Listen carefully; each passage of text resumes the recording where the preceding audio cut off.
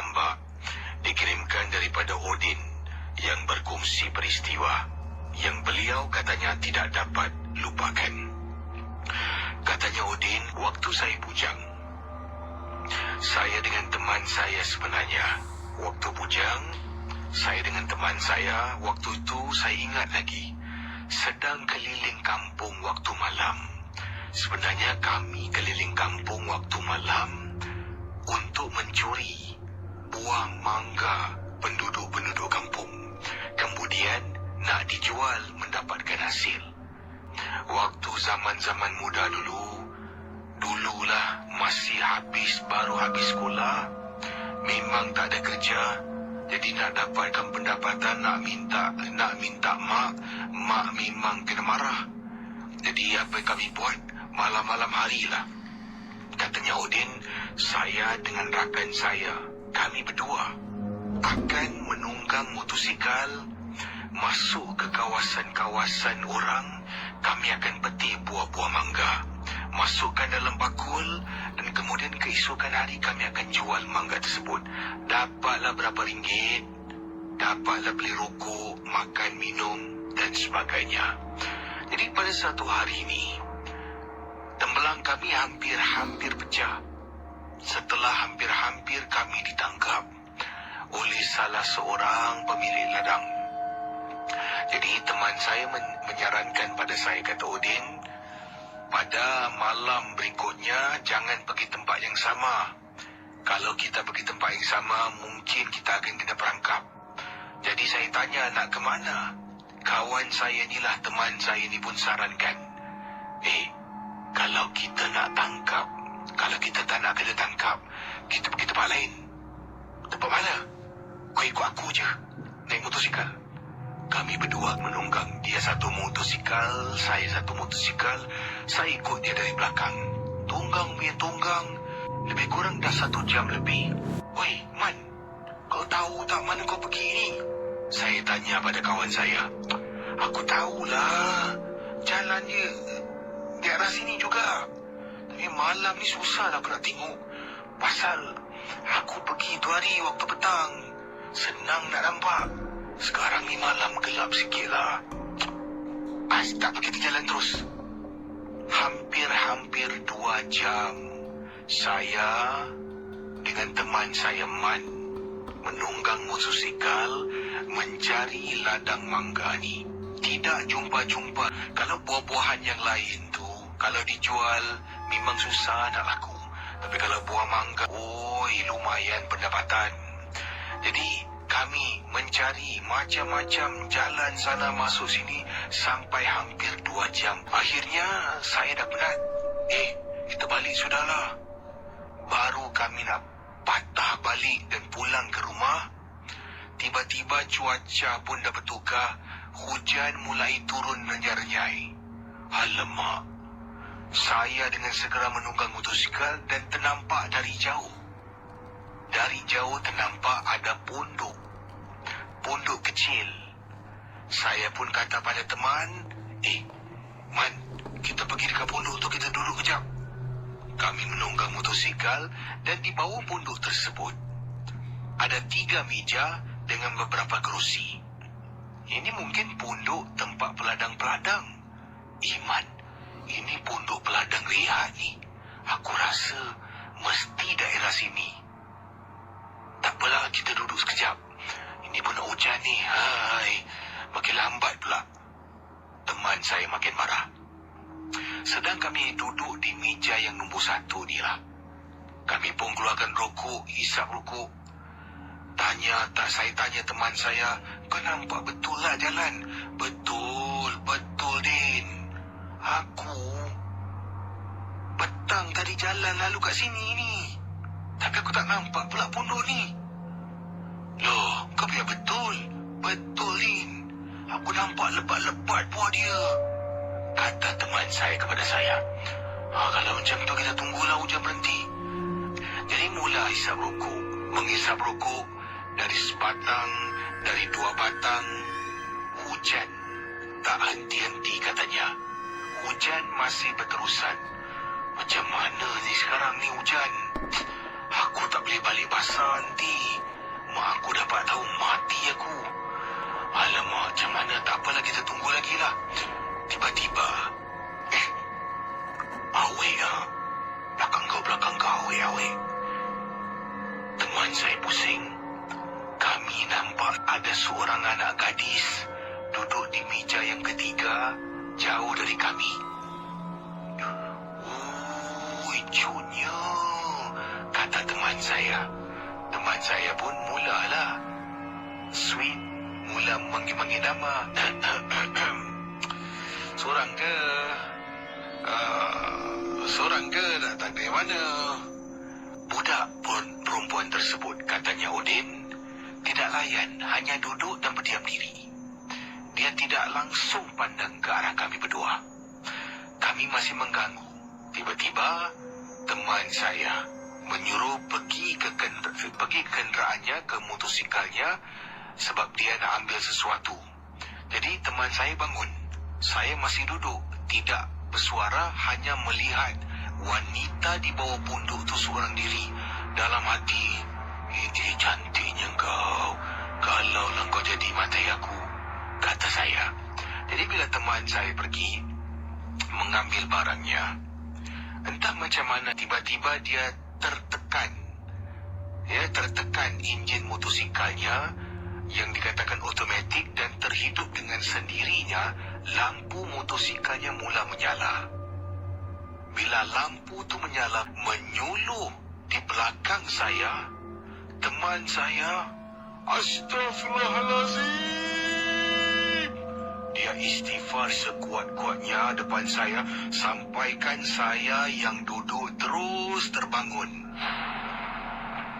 Oi, kenapa dengan kau ni? Belakang. Rupa-rupanya yang punduk tempat kami duduk tu bukan tempat punduk peladang-peladang duduk.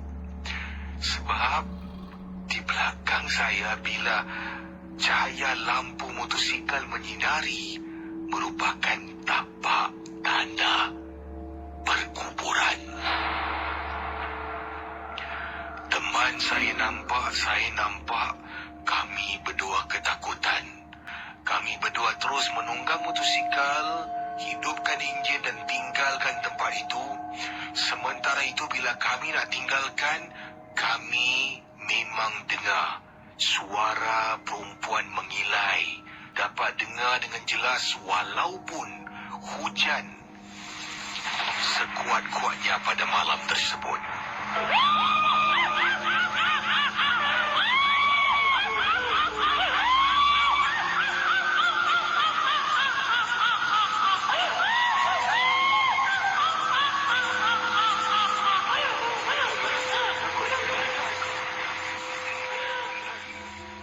Itulah pengalaman daripada rakan kita Odin yang berkongsi pengalaman kisah yang berlaku di seberang tambak. Ini pengalaman daripada seorang pendengar yang bernama Farida ataupun Kak Farida yang berkongsi peristiwa yang amat menakutkan ini. Antara perkara yang berlaku, saya, katanya Kak Farida, dan juga anak gadis saya pernah beberapa kali dalam rumah nampak di atas almari seperti ada budak kecil duduk. Ya, seperti ada anak kecil duduk di atas almari. Wajahnya memang cukup menakutkan. Rambutnya tu panjang. Dia duduk atas almari tapi rambutnya panjang sampai ke lantai. Saya pernah nampak, dan selalunya bila kami nampak tu sekitar antara pukul 12.30 malam sampai 3 pagi. Beberapa kali nampak. Dan waktu itu juga kami dalam keadaan tidur. Bila bangun tu dalam mata keadaan kelat, sedang mengantuk ni, buka mata ternampak anak kecil atas almari dalam bilik tidur saya ataupun bilik tidur anak saya. Perkara ini berlaku dan lama-kelamaan menjadi takut. Kemudian dari saya dengan anak terkena gangguan, suami yang tak pernah kena pun anak lelaki saya yang tak pernah kena dah terkena. Dan akhirnya kami sekeluarga, katanya Kak Farida, telah pun buat keputusan untuk mendapatkan bantuan seseorang. Kata pakar tersebut, dia akan datang rumah saya. Ramai-ramai akan duduk di ruang tamu dan ramai-ramai akan baca surah Yasin. Jadi sesuatu yang berlaku, sesuatu perkara berlaku apabila kami anak beranak termasuk Pakar dan 2 orang sahabatnya duduk di ruang tamu ramai-ramai membaca surah Yasin.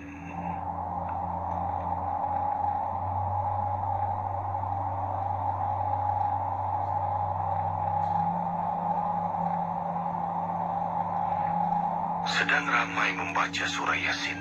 Bukan sekali. Waktu tu kalau tak silap kakak, dah kali kedua kami membaca surah Yasin.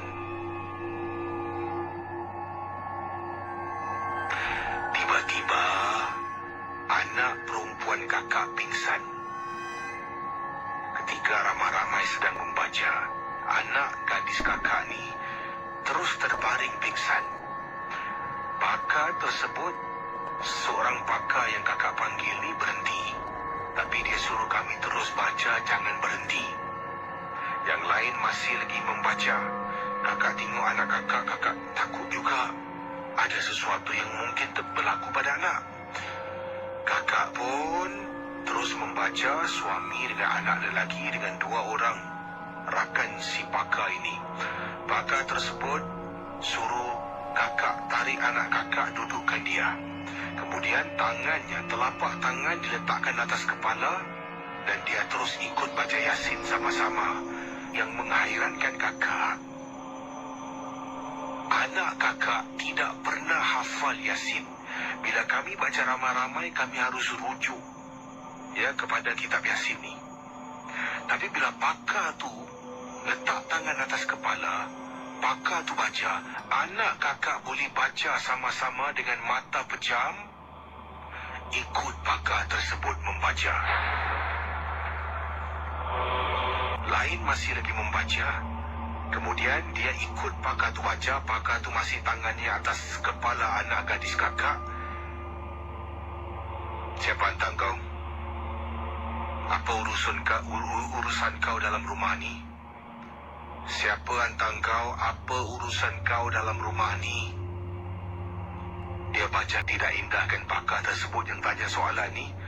Kemudian pakar tersebut kakak nampak seolah-olah macam mencengkam kepala anak kakak. Lepas tu anak kakak menggeletar, menggigil, satu badan menggigil. Mata masih pejam lagi.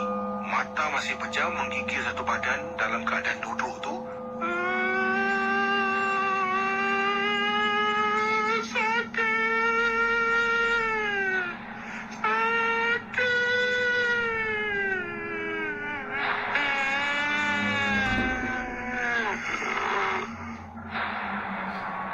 Siapa hantar kau? Apa urusan kau dalam rumah ini? Kau seorang ke atau kau bawa kawan? Aku tak seorang. Aku tak seorang. Siapa lagi dekat sini? Anak gadis kakak terus berdiri. Berdiri, mata masih pejam, dia jalan. Dia jalan, dia tunjuk. Pakar tersebut panggil kawan dia. Man, sini ada satu. Dia jalan lagi. Anak kakak ni jalan lagi. Semua tengok. Dia tunjuk lagi satu. Belakang pintu rumah. Man, sini ada satu lagi. Jalan masuk dapur. Dalam rumah kakak ada 14 ekor pocong. Ada orang hantar sampai duduk dalam rumah. Benda tu panggil kawan yang lain, panggil yang lain. 14. Malam tu kata pakar sebelum dia balik, kalau boleh untuk 3-4 hari ni awak jangan duduk dalam rumah ni. Kalau nak duduk juga, awak kena bersiap sedia. Ada gangguan dekat luar rumah. Rumah dah tak ada, dah kosong. Tapi dekat luar tu saya memang tak boleh buat apa-apa. Saya boleh halau dia akan datang balik. Kakak, suami, anak perempuan, anak lelaki tidur satu bilik. Sedang tidur dekat tingkap. kasih aku masuk. Dengar orang ketuk pintu seolah-olah bersuara. Kakak tak dengar. Yang dengar anak perempuan kakak. Mak, ada orang ketuk pintu, suruh dia kasih masuk. Ya Allah, 4 hari, 5 hari kami kena ganggu. Kami tidur sebilik. Malas lepas gangguan dah berhenti, tetap tidur sebilik sampai lebih kurang sebulan lebih sebelum hidup kami kembali seperti biasa. Terima kasih.